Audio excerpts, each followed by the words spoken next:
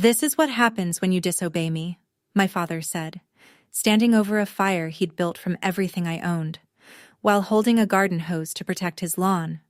My clothes, my sketchbooks, my grandmother's handmade quilt, 3 winters of her stitching, gone in 4 minutes. I was 17. I watched the smoke rise and said nothing. 6 years later, I called him. He picked up on the first ring. I said 2 words. What he found in his mailbox that evening changed everything, but not in the way he expected. Before I go on, please like and subscribe if this story speaks to you. Drop your location and local time in the comments. I love knowing where you're listening from. My name is Bethany. I'm 23. Now let me take you back to Dayton, Ohio. The fall I turned 17, the week my father found my college application. The house at 4892 Ridgewood Drive was a 3-bedroom ranch on a 1/4-acre lot in a suburb where every other mailbox had an American flag sticker and every driveway held at least 1 pickup truck. My father, Gerald Thornton, had re-shingled the roof himself, poured the concrete patio himself, and bolted a brass house number plaque beside the front door that he polished every spring like it was a medal he'd earned in combat. To him, that house wasn't shelter. It was proof.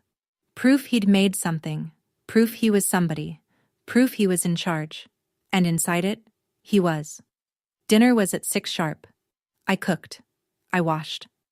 My older brother Garrett sat at the table and ate and left his plate for me without a word, because that was simply how things worked in our house. Gerald sat at the head, remote in hand. The television only ever played what he chose, and if the food was late, or the chicken was dry, the silence at that table turned into something with weight, something that pressed down on your shoulders until you couldn't swallow. Gerald kept every important document locked in a steel filing cabinet in the garage: my birth certificate, my social security card, my immunization records. I had never held my own ID. When I once asked for my social security number, I needed it for a part-time job application at the coffee shop on Route 48. He copied 9 digits onto a sticky note, watched me memorize them, and took the note back. In the living room sat his lazy boy recliner, oxblood leather, cracked at the armrests. Nobody sat in it. Nobody touched it. It faced the television like a throne facing a court, and every evening Gerald lowered himself into it with the authority of a man who believed the whole house orbited his comfort. It did. My brother Garrett was 22 when I was 17. Gerald had paid his community college tuition, a year and a half of classes Garrett mostly skipped before dropping out, without a single lecture about gratitude. Now Gerald was drawing up plans to set Garrett up with his own auto repair shop. Father and son spent weekends pricing hydraulic lifts and floor jacks the way some families planned vacations. I graduated in the top 10 of my class. My art teacher, Mrs. Rourke, pinned one of my charcoal portraits in the front hallway display case. My math scores were high enough that the guidance counselor printed a list of colleges and slid it across her desk to me with a hopeful look. I brought that list home folded inside my textbook. After dinner, plates cleared, I set it on the table in front of Gerald. He didn't pick it up. "College," he said, not as a question. "For what?" "Business," I said, "or accounting." He leaned back. "A girl goes to college, gets a degree, then gets married, and the degree sits in a drawer. You want to owe $50,000 for a piece of paper in a drawer?" Patricia, my mother, stood at the sink, her hands paused on a dish. She didn't turn around. "I could get financial aid," I said. "You could get a job and contribute to this household," he said, "like you're supposed to." I was already working weekends at the coffee shop on Route 48, $8.75 an hour, every dollar direct deposited into an account Gerald had opened in both our names. I never saw a bank statement. I didn't have an ATM card. My labor went in, and Gerald decided what came out. Garrett's future was an investment. Mine was an expense. But every Tuesday and Thursday after school, I stayed at the library. Gerald thought I was shelving books for volunteer credit. I was not. When I was 14, Gerald slammed his palm on the dinner table so hard the water glasses jumped. I don't remember what I'd done. Probably spoken without being spoken to. Probably breathed too loudly. probably existed in a way that reminded him he wasn't the only person in the room. He leaned across the table and shouted 3 inches from my face until his spit hit my cheek. The next morning, I told my school counselor.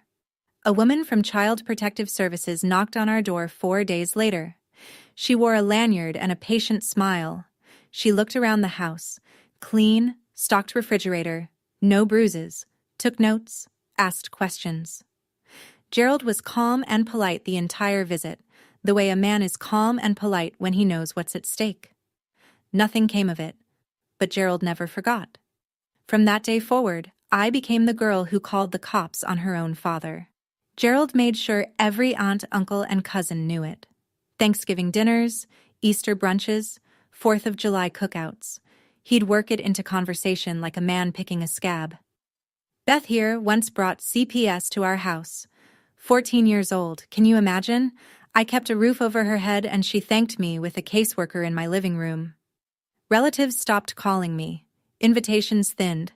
I became the difficult one, the problem, the cautionary tale of what happens when a daughter doesn't know her place. And whenever I pushed back on anything, curfew, chores, the money Gerald took, he had one line that ended every argument. You want to call the cops again? Go ahead. See who believes you this time. One night, just the two of us in the kitchen, my mother whispered, "Don't provoke him, Beth." Her hands were shaking around a coffee mug. She wasn't defending him. She was surviving him. And somewhere inside her arithmetic of fear, keeping me quiet meant keeping us both intact. On the living room wall hung a framed family portrait. Gerald, Patricia, Garrett, smiling at a JCPenney studio. I wasn't in it. Gerald told relatives I'd been busy that day. The truth was simpler. He never asked me to come. My grandmother, my mother's mother, died the spring I turned 15. Ovarian cancer. Diagnosed late. She spent her last 2 months at home in a recliner that looked nothing like Gerald's, surrounded by baskets of fabric and a sewing machine that hummed late into the night. The quilt she left me was a patchwork of cotton scraps from clothes we'd both worn, a sleeve from my 4th grade field trip shirt, a hem from the dress she wore to my kindergarten graduation, pieces of old flannel nightgowns and hand-me-down blouses layered and stitched into something that held warmth the way only handmade things can. She'd tucked lavender sachets into the seams. 2 years after her death, I could still smell them. Every night I pulled that quilt up to my chin and felt, for 10 seconds, like I belonged to someone who was glad I existed. My grandmother was the only adult who ever said to me, plainly, "You're sharp with numbers, Bethany. You have to go to school. Promise me." I promised. And so, on those Tuesday, Thursday afternoons at the school library, I wasn't volunteering. I was sitting at a public computer, pulling up the Sinclair Community College admissions page and filling out an application, one field at a time, saving my progress, clearing the browser history before I logged off.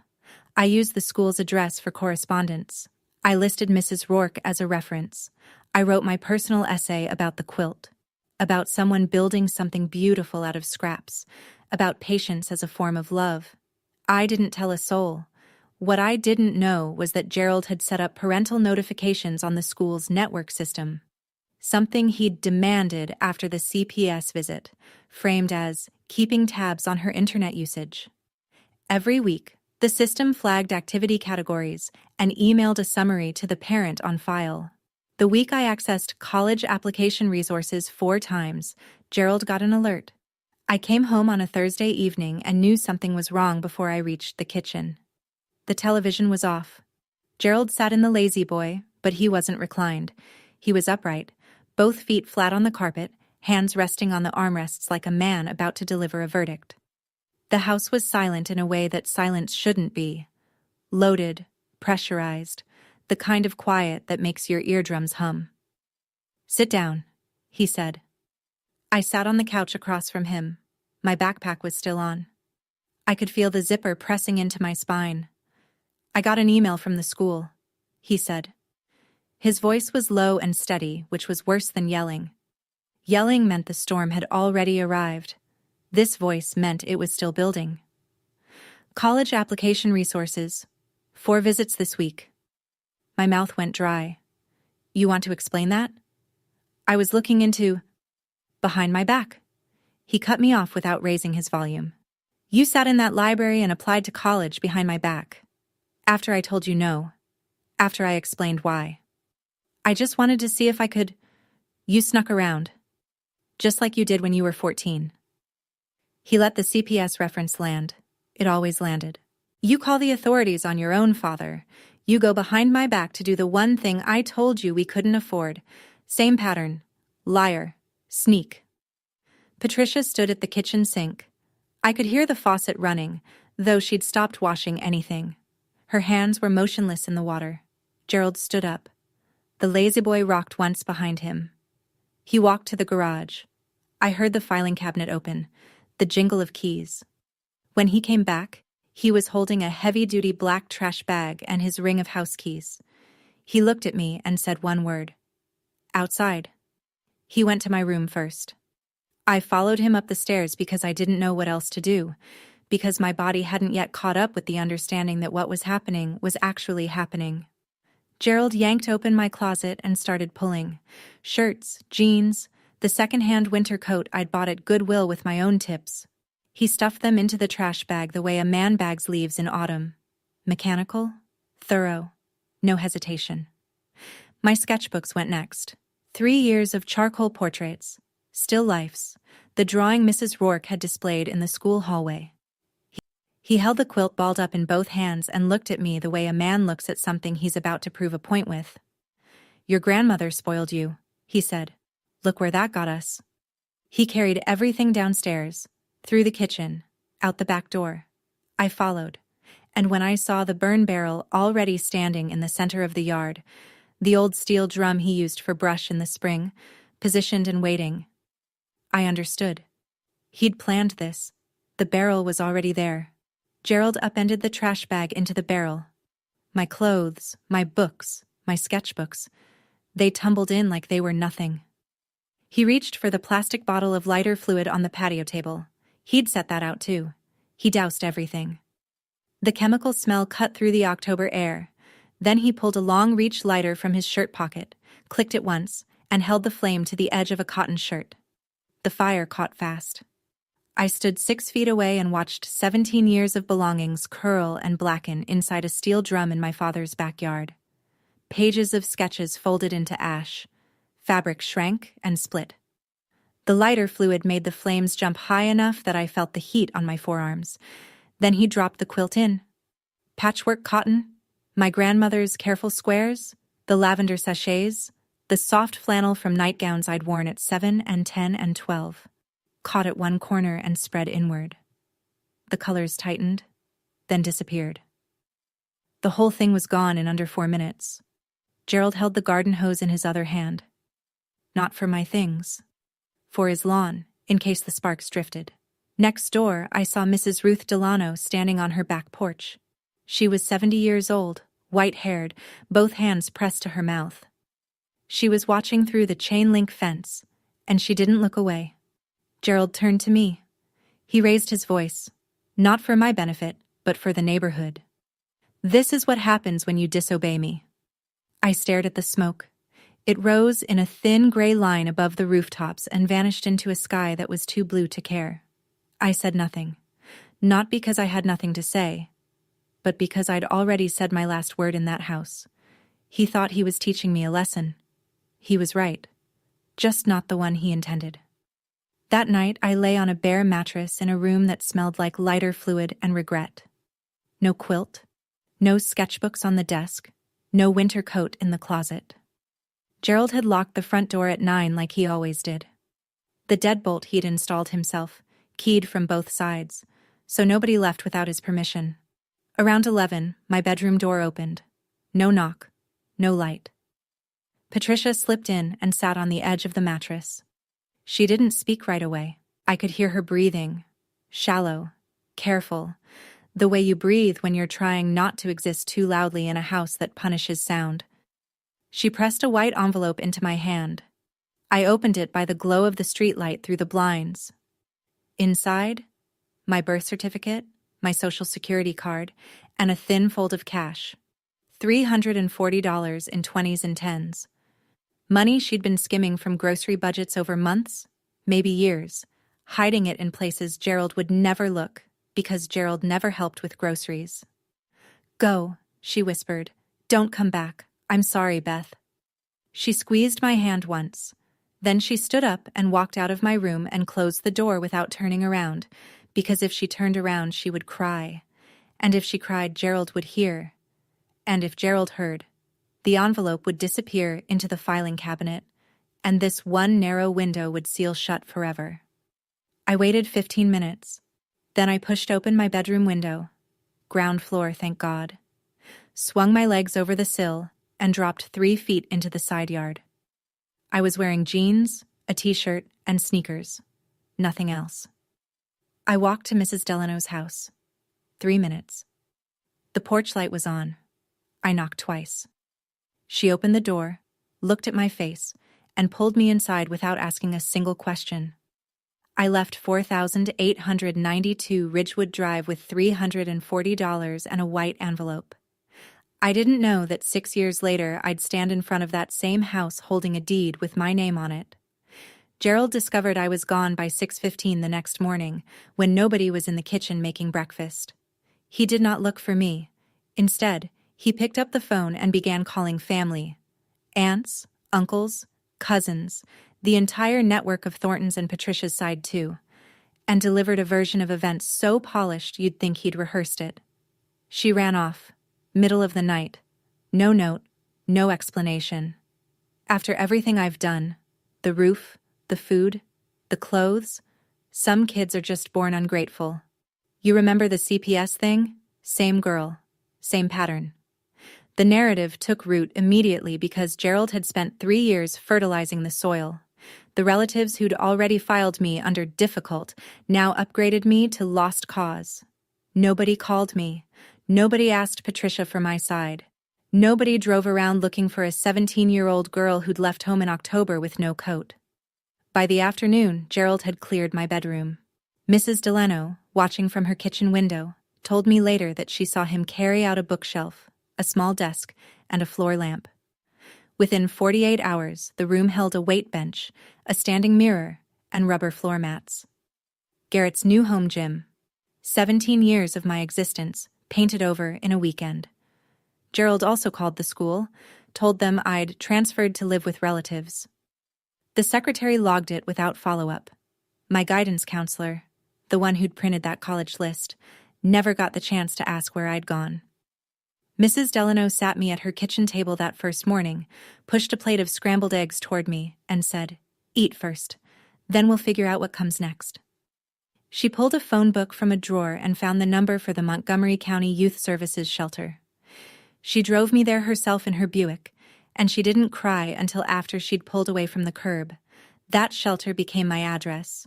A bunk bed, fluorescent lights, a 10 o'clock curfew, and 3 other girls who were each carrying their own version of the same story. The shelter smelled like industrial cleaner and microwave popcorn. The mattresses were vinyl. The showers ran lukewarm for exactly 7 minutes before the timer cut them off. I shared a room with 3 other girls, Danielle, who slept in her shoes, Mackenzie, who talked in her sleep about someone named Kyle, and a girl everyone called Birdie, who never told us her real name and left after 2 weeks without saying goodbye. A social worker named Mr. Foss helped me open a bank account in my own name for the first time in my life. I sat across from a teller at a Chase branch and slid my birth certificate and social security card across the counter. The same documents Patricia had pressed into my hand in the dark. And when the teller asked for a deposit, I put in $200 from Gerald's $340 and kept the rest as cash for bus fare and food. Mr. Foss also helped me enroll in GED prep since I'd been pulled from school before finishing my junior year. And he flagged me for Medicaid, which meant I could fill a prescription for the inhaler I'd needed since childhood, but Gerald never consistently filled because he considered asthma a mindset problem. I got a job within the week. Cashier at a gas station convenience store on 3rd Street. Night shift, $9.50 an hour. I stood behind a bulletproof partition and scanned energy drinks and lottery tickets from 10 p.m. to 6 a.m. and walked back to the shelter in the gray pre-dawn light. I kept Patricia's envelope in the inside pocket of my jacket at all times. Not for the money. That was mostly spent. For the proof that she'd tried. That she'd loved me in the only way Gerald's house allowed. The first thing I bought with my own paycheck was a pair of sneakers from the clearance rack at Walmart. $12, white with a blue stripe. I laced them up in the parking lot and stood on the asphalt and felt, for the first time in months, like I was standing on ground that was actually mine. Have you ever had a moment like that? Where something small, something cheap, made you feel like you were finally allowed to exist? I used to lie on that bunk at the shelter and wonder, why did wanting an education count as disobedience? Why was ambition betrayal? If you grew up in a house where your dreams were treated as disrespect, you know exactly what I mean. Tell me in the comments. I read every single one. I passed my GED 4 months later, scored in the 92nd percentile in math. My grandmother would have been proud. At 18, I enrolled at Sinclair Community College, the same school I'd been secretly applying to when Gerald found me out. The irony sat in my chest like a stone. Financial aid covered most of the tuition. My convenience store wages covered the rest. Barely. I moved out of the shelter and into a shared apartment with 2 other students. A 1-bedroom that we split 3 ways, sleeping in shifts because one of us always had a night class. Business administration, and family. One afternoon, my bus route to campus passed through the commercial strip on Linden Avenue, and there it was. A freshly painted sign with blue background and yellow block letters. Thornton and Son Auto, mounted on a building Gerald had leased with money borrowed against the only thing of value he owned. $85,000 on his son's dream. $340 is what my mother could scrape together for mine. The year I turned 20, I almost quit. I was working 2 jobs, the convenience store and a weekend housekeeping shift at a Comfort Inn off of Pine 75, while carrying 15 credit hours at Sinclair. My alarm went off at 5:30 every morning, and some nights I didn't get to sleep until 1. I ate ramen and peanut butter sandwiches and free continental breakfast leftovers that the hotel let staff take home in styrofoam containers. I nearly failed accounting 201. Not because I didn't understand debits and credits, but because I fell asleep during the midterm. Actually fell asleep, pen in hand, face on the desk, and woke up with 20 minutes left and a test half blank. And then came the message from a cousin, a screenshot of something Gerald had posted on Facebook. I didn't have him as a friend, but the family network is porous in small-town Ohio. Gerald's post read, "Sad to say my daughter chose the streets over family. I tried my best. Some people don't want to be helped. Pray for her." Below it, 11 comments. Relatives expressing sympathy for Gerald. One aunt wrote, "You did everything you could, Jur. She'll learn the hard way. Nobody asked me. Nobody checked." That night, after my housekeeping shift, I sat on the bus at 11 p.m., forehead against the cold window, and I cried for the first time since the fire. Not loud, not dramatic, just tears running into the collar of a uniform polo that smelled like bleach and someone else's hotel room. For about 10 minutes, I wondered whether Gerald was right, whether I was wasting my time, whether the world was just a series of rooms controlled by men like him and I'd never find one that was mine. Then I remembered my grandmother's hands, the quilt, the stitching. 3 winters of patience. "You're sharp with numbers, Bethany. You have to go to school." I wiped my face with my sleeve. I got off at my stop. I walked home. And the next morning, I retook the exam and passed. I finished my associate's degree the semester I turned 21. Not with honors, not with fanfare, just a diploma in a cardboard folder and the quiet knowledge that nobody had handed me a single credit. The degree led to a job at a title company called Howell and Dean on East 5th Street. Entry level. $15 an hour. My job was to organize closing documents, verify property records, and process title searches. The unglamorous paperwork behind every real estate transaction in the greater Dayton area. Stacks of deeds, lien releases, mortgage assignments, and foreclosure filings passed through my hands every day. I learned to read them the way a mechanic reads engine codes, quickly, precisely, looking for the thing that didn't belong. The office was small. 4 desks, a copier that jammed twice a week, fluorescent lights that buzzed at a frequency only I seemed to hear. But it was mine. My desk. My name on the mailbox. My paychecks deposited into an account no one else could touch. Linda Marsh was a broker who worked out of the suite next door. She was 45, silver-streaked hair pinned in a low twist, and she wore reading glasses on a chain that she swung like a lasso when she was thinking. She started noticing me because I was always the last one in the building. One evening she leaned through the doorway and said, "You're still here." "I like reading the filings," I said, which was true. She looked at me over her glasses. "You're smarter than half the agents I've hired.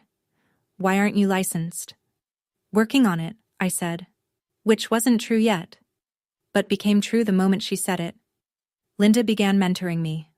Over coffee, over lunch, over stacks of comp analyses. She taught me how to read a neighborhood, how to calculate equity, how to spot a distressed property before it hit the courthouse steps. "In real estate," she told me once, "paper is power. Whoever holds the deed holds the truth." I wrote that on a sticky note and put it on my desk. It stayed there for 2 years. I passed the Ohio real estate licensing exam on my first attempt, 3 weeks after my 22nd birthday. Linda hired me as a junior agent at her brokerage the same afternoon. I was making commission now. Not much at first, but enough that I moved into a studio apartment where I didn't have to sleep in shifts, and enough that I started putting money into a savings account I checked every Sunday morning with something close to disbelief. Meanwhile, 600 miles of hard work separated me from 4,892 Ridgewood Drive. But public records don't care about distance. Through my title company contacts, I had access to the same county databases I'd used every day at Howell and Dean. I wasn't searching for Gerald. I didn't need to. When you work in real estate in Montgomery County, information about every property, every lien, every default, every transfer, flows across your desk like water. You don't have to go looking. It finds you. And what it told me was this. Thornton and Son Auto was bleeding money. Garrett had hired too many people, spent too much on a renovation nobody asked for, and was pulling from the business account for personal expenses. A lease on a Dodge Charger, weekend trips to Put-in-Bay with his girlfriend. The shop had been open less than 2 years and was already operating at a loss. Gerald, rather than confronting his golden child, doubled down. He took out a cash-out refinance on the house, rolling the original mortgage and the HELOC into a single new loan that pushed his total debt on 4892 Ridgewood past what the house was worth. On paper, he was underwater. In his mind, he was saving the family legacy. One evening, driving home from a showing, I passed the Linden Avenue commercial strip. The Thornton and Son Auto sign still glowed, but 2 of its LED bulbs had burned out. The T and the O were dark. The sign now read, HRN on and Son AUO. It was the kind of detail a novelist would invent. But it was real, and I saw it, and I kept driving. The phone call came on a Sunday morning, 6 months before everything changed. I didn't recognize the number. I almost didn't answer. I was reviewing comps for a listing appointment, but something made me swipe. Beth? I hadn't heard my mother's voice in 4 years. It was thinner than I remembered, stretched tight like a wire carrying too much current. Mom. I'm calling from Ruth's phone. Mrs. Delano. Of course. Patricia didn't have a phone Gerald couldn't check. Ruth gave me your number a long time ago. I didn't know if you'd pick up. I picked up. Silence. Then. Your father is under a lot of stress, Beth. The shop isn't doing well. He's drinking more. Garrett doesn't come around much anymore. She wasn't asking me for money. She wasn't asking me to come back. She was just talking. The way a person talks when they've been holding their breath inside a sealed room and someone finally cracks a window. Are you okay, Mom? A pause. I'm the same. Which meant, no. Mom. You can leave, you know. There are resources. I can help you find. I'm fine, Beth. I just wanted to hear your voice." We talked for 8 more minutes. She asked what I was doing. I told her I worked in real estate. She said, "Your grandmother would be so proud." And her voice broke, and she recovered. And we both pretended it hadn't happened. After I hung up, I sat on my apartment floor for 10 minutes, staring at the wall. I thought about calling Gerald. I didn't. I thought about calling Garrett. I didn't. I thought about driving to Dayton and knocking on the front door of 4892 Ridgewood and saying, "What? What would I say to a man who burned my things and slept fine that night?" Nothing. There was nothing to say. 3 months later, I was sitting at my desk scrolling through the weekly foreclosure list published by the Montgomery County Recorder's Office, a task I did routinely as part of my work, looking for investment opportunities for Linda's clients. And a familiar address stopped my hand on the mouse. 4892 Ridgewood Drive. Notice of default. Bank of Dayton, N.A. Scheduled auction date, 60 days. 3 years ago, $85,000. The cash-out refinance from 2 years ago, another 60 on top. Total debt secured against a house worth maybe $185,000 on a good day. Gerald hadn't made a mortgage payment in 6 months. The bank had followed every required step. Notice of default, right to cure, notice of sale. And Gerald had done nothing. No payment, no negotiation, no short sale. Either he didn't understand the paperwork, or he was too proud to ask for help, or both. I closed the browser tab. I opened it again. I closed it. I went to the break room and poured a cup of coffee and stood by the window. I remembered the fire, the quilt, the lighter fluid, the garden hose he held to protect his lawn. My house, my rules. "Not anymore," I said out loud, to no one. Then I went back to my desk and pulled up the auction calendar. I told Linda before I told anyone else. We were sitting in her office, a corner room with a window overlooking a strip mall parking lot, which sounds depressing, but Linda had filled with potted ferns and framed photos of her closings, and it felt more like a greenhouse than a workplace. "I need your advice," I said, not as my broker, as someone I trust. She set down her reading glasses. "Go." "There's a property going to auction in Montgomery County. 3-bed ranch, 1/4 acre. Needs a new roof and some plumbing work, but the structure's solid. Market comp in that neighborhood is about 185. Auction estimate is probably 120 to 140. Linda tilted her head. "That's a decent margin. What's the catch?" "It's my father's house." She looked at me for a long time. The ferns swayed in the air from the vent above us. Then she asked the question I needed her to ask. "Is this a business decision or a personal one?" "Both," I said. "Then let me ask you this. If this were any house, owned by any stranger, at that price point, in that zip code, would you buy it?" I'd already run the numbers. Purchase at auction, roughly 130. Closing costs and title fees, maybe 4,000. Estimated repairs. Roof, water heater, some updated plumbing, 15 to 20,000. All-in cost, around 155. Market value after repairs, 185 to 190. 30,000+ in built equity from day one. "Yes," I said. "I'd buy it." "Then you already have your answer."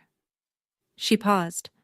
"But Bethany, make sure you're buying a house, not buying a fight." "I'm buying a house," I said. "If it also happens to be the house where my father burned everything I owned, that's his problem, not mine." Linda looked at me over her glasses. Then she nodded once, slowly, the way she did when a deal made sense to her. "I'll help you with the pre-approval," she said. I didn't go looking for this, but I wasn't going to look away either. I spent the next 3 weeks preparing the way Linda had taught me, the same way I'd prepare for any investment property, with the same spreadsheets and the same due diligence, because if this was going to work, it had to be clean. I ran the title search myself. The deed was in Gerald's name alone. Patricia was not on the title, a decision Gerald had made when they bought the house 24 years ago, claiming it simplified things. What it actually simplified was control. If the house was only in his name, Patricia had no say in what happened to it. She couldn't sell it, refinance it, or prevent him from borrowing against it. She was a guest in her own home and always had been. I verified the liens, the original mortgage, the HELOC, the cash-out refinance, all secured by the property, all in default. I confirmed the auction date, the location, Montgomery County Common Pleas Court, and the deposit requirement, a cashier's check for 10% of the opening bid, due at the time of sale. I got pre-approved for an investment property loan through a local credit union Linda had worked with for years. Combined with my savings, 4 years of commission checks, gas station shifts, hotel housekeeping wages, every dollar I'd earned since the day I climbed out of that bedroom window. I had enough for the deposit, and then some. The night before the auction, I couldn't sleep. I sat on my apartment floor with a mug of tea, and the only photograph I still owned from my old life, a Polaroid of my grandmother holding me at age 5, taken at a church picnic. I was laughing. She was looking down at me like I was the only good thing in the frame. I tucked the photo back into my wallet and set my alarm for 6 a.m. Tomorrow, I would stand on the steps of the Montgomery County Courthouse and bid on the house where my father had told me I was nothing. The cashier's check in my bag was for $14,000, 10% of the opening bid. It represented 6 years of labor, 6 years of silence, and 6 years of becoming someone Gerald Thornton never imagined I could be. The Montgomery County Courthouse smelled like floor wax and old paper. The auction was held in a room on the second floor. Linoleum, folding chairs, a podium at the front, and about 20 people sat in clusters, most of them investors or attorneys. I was the only woman under 30. The auctioneer worked through properties in order: a duplex on Wayne Avenue, a vacant lot near Riverside, an apartment building on Salem with a tax lien dispute. Each one drawn out in legalese and then resolved in 60 seconds of raised paddles and monotone bids. Then, Lot 7, 4,892 Ridgewood Drive, single-family residential, 3-bedroom, 1.5 bath, quarter-acre lot, foreclosure sale, opening bid set by the line holder at $119,000. My chest tightened. I held my paddle flat against my thigh. 2 other bidders raised immediately. A man in a golf shirt who looked like he bought houses the way some people buy scratch-offs, and a woman with a clipboard who represented some regional investment group. 119, 122, 125. The golf shirt man dropped out at 128. The clipboard woman pushed to 130. I raised my paddle. 131. The clipboard woman looked at me, then at her spreadsheet, then shook her head. The auctioneer waited. Silence in the room like a held breath. Sold. $131,000. Bidder number 7. I walked to the clerk's table and signed. The pen was cheap. Blue ballpoint courthouse issue, the kind that costs 12 cents in bulk. But when I wrote Bethany Thornton on the purchase agreement, my hand was steady. The clerk glanced at the name, then at the name on the foreclosure filing. Thornton and Thornton. She looked up at me. I looked back. She stamped the document without comment. Gerald had let every opportunity to save the house pass. Every cure period, every negotiation window, every chance to sell before the bank took over. He was too proud to ask for help, too stubborn to admit the shop had failed, too convinced that 4,892 Ridgewood Drive would always be his because he'd decided it would always be his. But decisions don't override defaults, and defaults don't care about pride. The deed was recorded 17 days later at the Montgomery County Recorder's Office. I picked up the certified copy on a Tuesday afternoon, and I sat in my car in the courthouse parking lot and held it in both hands. Deed of conveyance. Grantee Bethany M. Thornton. My name. My house. The following Saturday, I drove to Ridgewood Drive. I hadn't been on that street in 6 years. The neighborhood looked the same. Mowed lawns, American flag mailboxes, pickup trucks in driveways, but smaller, somehow. The way places from childhood always shrink when you return as an adult carrying different measurements. I parked across the street from 4892, The brass house numbers were tarnished. Gerald hadn't polished them. The patio concrete he'd poured himself had a long crack running through it. The lawn was mowed, though. Of course it was. Gerald would let the roof rot before he'd let the grass grow past 2 inches. He was outside, in fact, pushing a mower in straight lines, wearing the same flannel shirt he'd worn the day he burned my things. He didn't see me. I got out of my car. I stood on the sidewalk in front of the house. His house. My house. And I asked a woman walking her dog to take my photograph. She smiled and obliged. In the photo, I'm standing in front of the brass numbers, 4892 visible over my left shoulder. My expression is calm. Not smiling. Not angry. Just present. I printed the photo at a CVS. On the back, I wrote in neat block letters, new owner, deed recorded date. Montgomery County Recorder's Office, B. Thornton. I slid it into a white envelope. No name on the outside. Then I hung up. I set the phone on the table and stared at it for a long time. My heart was pounding in a way that surprised me. Not from anger, not from triumph, but from the strange, vertiginous feeling of completing a circuit that had been open for 6 years. He'd picked up on the first ring. He could have let it go to voicemail. He could have waited 3 rings, 4, 5. Long enough to pretend he wasn't eager. Long enough to reassemble the Gerald who didn't need anyone. But he hadn't. He'd picked up the phone like a man reaching for something he was afraid would disappear. I didn't know what he'd do next.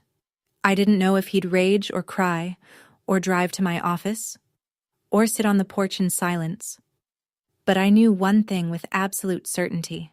For the first time in his life, Gerald Thornton was going to open a piece of mail and discover that his daughter owned the roof over his head. I wasn't there when he opened it. What I know, I learned later. From Mrs. Delano, who was sitting on her porch with a glass of iced tea and a direct sightline to Gerald's mailbox, because Ruth Delano was 74 years old and had earned the right to observe her neighborhood without apology. She told me Gerald walked to the curb about 20 minutes after my call. He was still holding his flip phone. He opened the mailbox, pulled out the white envelope, and turned it over in his hands. No name. No return address. He tore it open standing in the driveway. He looked at the photograph. Ruth said he went very still. The kind of still that only happens when the body is processing something the mind hasn't caught up with yet. He stared at the front. Then he flipped it over and read the back. Ruth said his hand dropped to his side. The envelope fluttered to the pavement. He sat down on the front porch steps, the same porch where he used to sit with a Budweiser and survey his domain. And he did not move for 40 minutes. He didn't call Patricia. He didn't shout. He didn't go inside.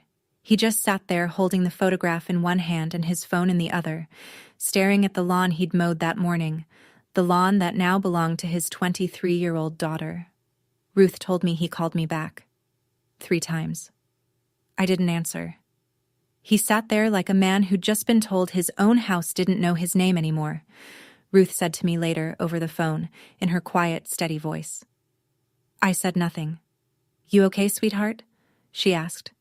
I thought about it. Actually thought about it. Yeah, I said. I think I am. For 6 years, Gerald had controlled who got to speak and who had to stay silent. Now the silence was his, and I was the one who'd chosen not to fill it.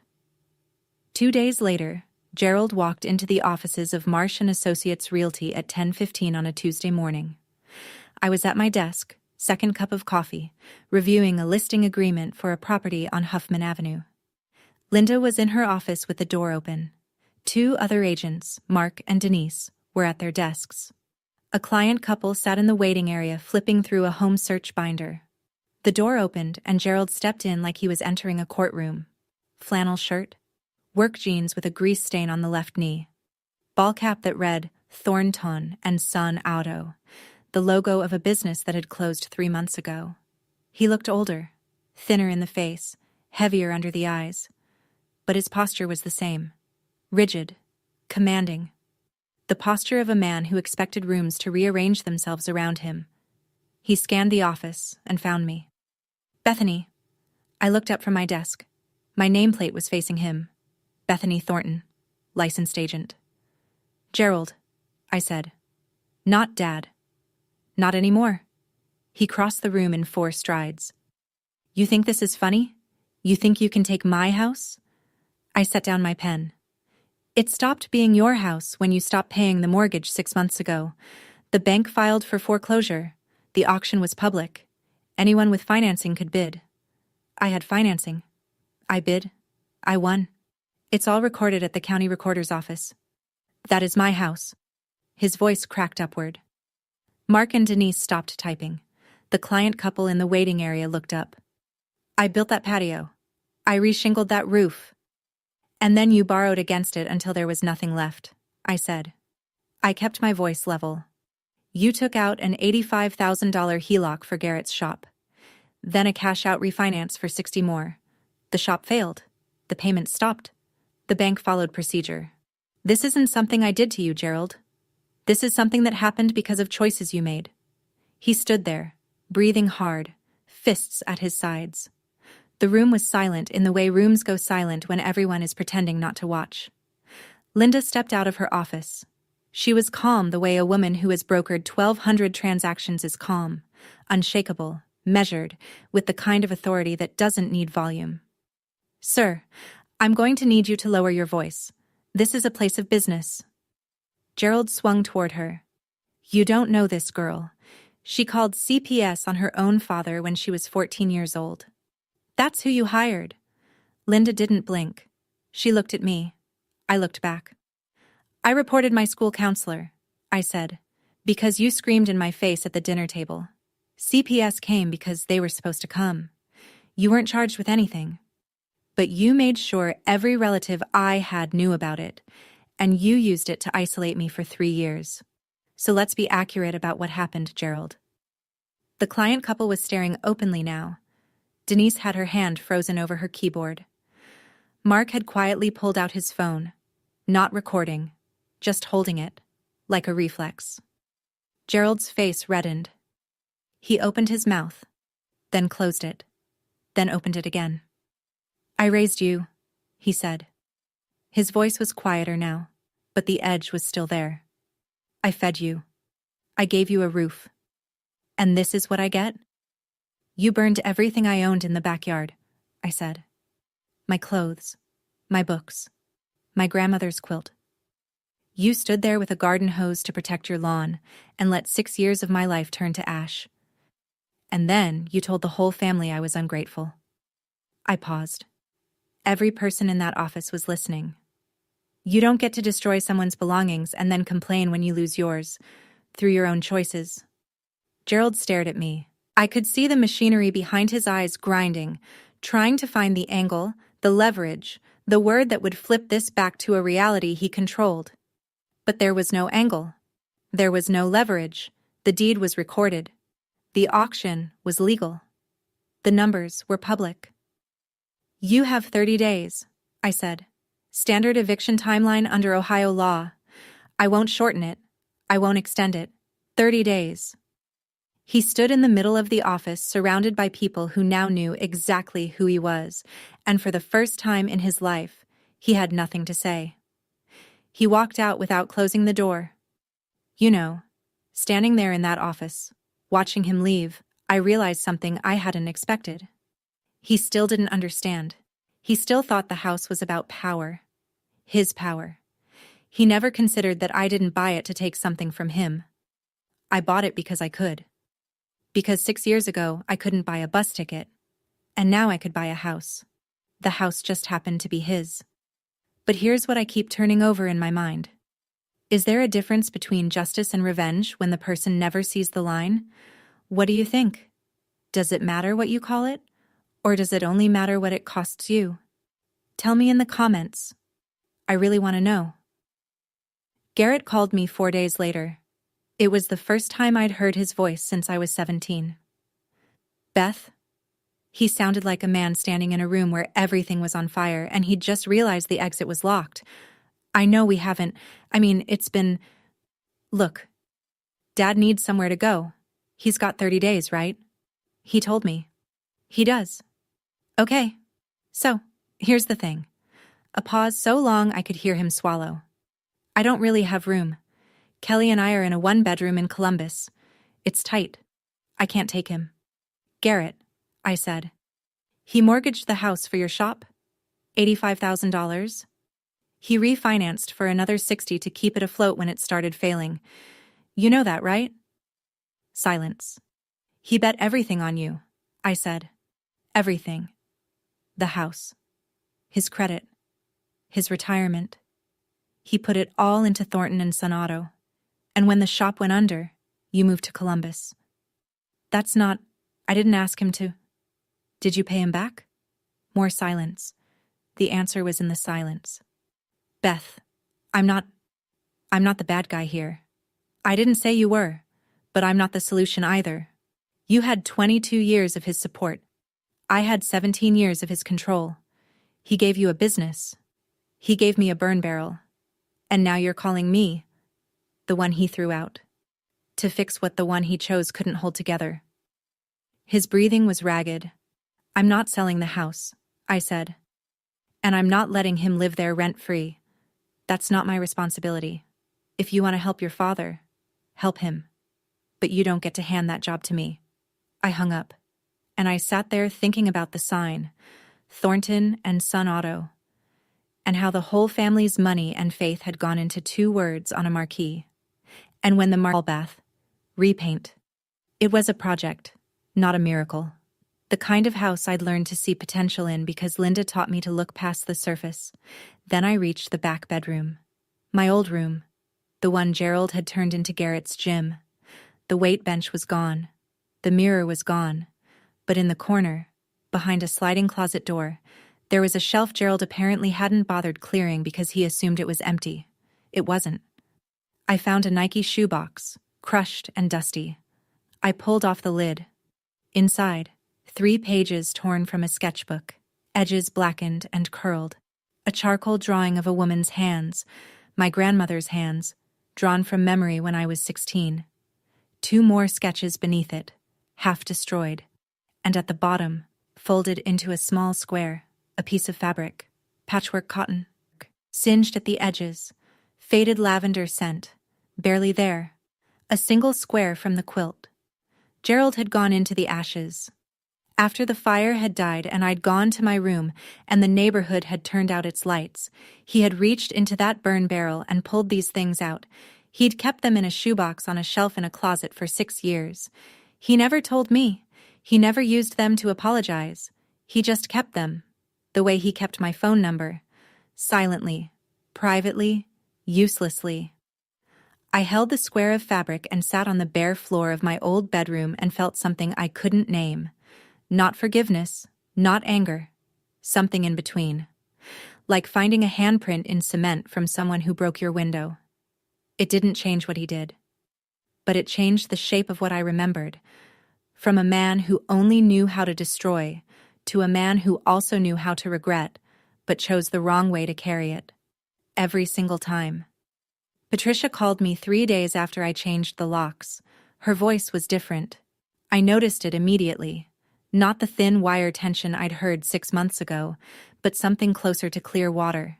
Still cautious, still quiet, but present in a way she hadn't been in years.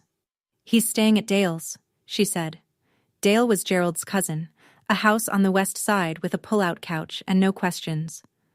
He took the recliner and 3 boxes, that's all. And you? I asked. I'm still at the house. A pause. Your house. Neither of us said anything for a few seconds. Beth, do you want me to leave? I leaned against my kitchen counter and closed my eyes. I saw her in the dark 6 years ago, sliding an envelope into my hand. $340, a birth certificate, a social security card. The entire fortune of a woman who had spent 24 years under a roof she didn't own, married to a man who treated silence as consent and obedience as love. Do you want to stay? I asked. She started to cry. Not the stifled, one hand over the mouth crying she'd learned in Gerald's house. Real crying, the kind that takes up space, the kind a person makes when they realize they've been given a door. Yes, she said. Please. Then stay. $200 a month. Enough to cover utilities and give you dignity. I'm not giving you charity, Mom. I'm giving you a lease. 200, she repeated. I'm fixing the roof next month. The plumber comes Thursday. And Mom... I paused. His name's not on anything anymore. Not the deed, not the mailbox, not the rules. She cried again.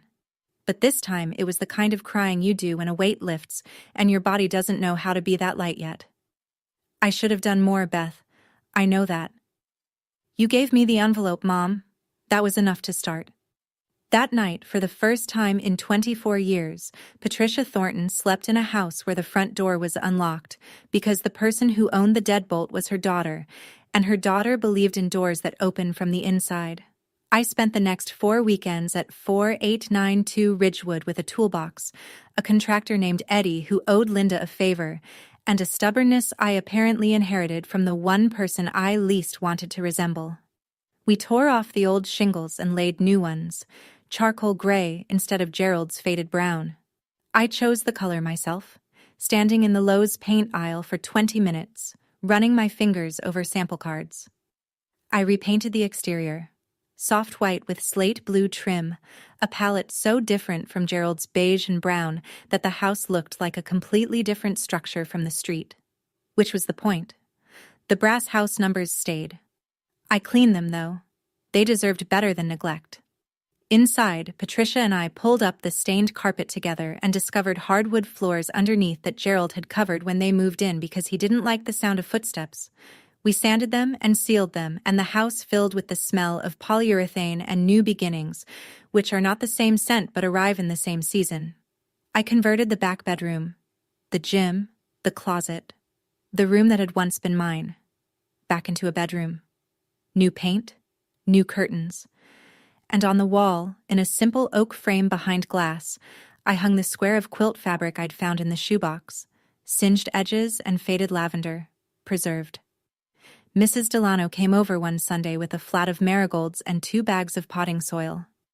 We knelt in the backyard together, in the same spot where the burn barrel had stood, and we planted flowers, gold and orange, the kind that come back every year without being asked. He burned things in this yard, I said. Ruth pressed soil around a seedling and smiled. And you planted them. Gerald called in October, 5 months after the auction, 1 month after the marigolds bloomed. I was sitting on the front porch, my front porch, drinking coffee and watching the neighborhood settle into the kind of early evening stillness that makes Ohio suburbs feel like paintings. The trees on Ridgewood Drive were turning. Mrs. Delano waved from her yard. Patricia was inside, watching television. Whatever she wanted, as loud as she wanted. My phone buzzed. Gerald's number. I looked at it for 3 rings. Then I answered. Bethany. His voice was gravel and distance. Gerald. A pause so long I could hear a dog barking 2 streets over. You were always stubborn, he said. I was always determined, I said. You called it stubborn because it didn't serve you. Another pause. I could hear him breathing. The heavy, labored breath of a 56-year-old man whose pride had cost him everything and whose lungs weren't what they used to be. How's your mother? He asked. It was the first time he'd asked about Patricia in a conversation with me. Not my wife. Not her. Your mother. She's good, I said. She's at Ridgewood. She's safe. He didn't respond to that. I don't know if he could. Gerald, I said. I'm not going to pretend that what you did was okay. The fire, the isolation, the way you erased me from the family. I'm not going to pretend any of that didn't happen. I paused. But I'm not going to punish you forever either. I won't make it easy. But I won't seal the door. So what is this? He asked. This is a conversation, I said. That's all it is right now. He was quiet for a long